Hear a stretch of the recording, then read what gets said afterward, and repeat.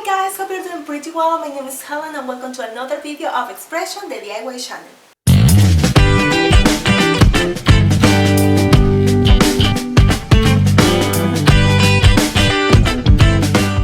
Well, today's video is obvious that it's about Halloween decoration, but also this is a request from my mom. Well, my mom is a person who always looks after her garden, but sometimes she can't control everything around, especially these friends like the birds or cats. For months we were looking for scarecrows in different stores, but we just realized that it's very unusual to find one here in my country. So I was thinking, why not to create one? It must be easy, and we can create it with recycled materials. So come with me and let's see what idea comes up from my mind. For this DIY we will need fabric, any type of fabric to make the shirt. I'm using felt to make the overalls, but the original idea was to use jeans fabric but didn't have it. I'm using this nice jute ribbon that I bought a long time ago in Michaels. Also these ribbons with the square patterns according to the theme. In this type of theme, I like to use jute to make it look like a farmhouse style. For the hair you can buy doll hair, but here I'm gonna show you other options like this special wool. Never be missing the jute fabric for this farmhouse style. I'm using a foam ball, the size will depend on the main size of the body, and also these foam pieces I always get from the Amazon packages.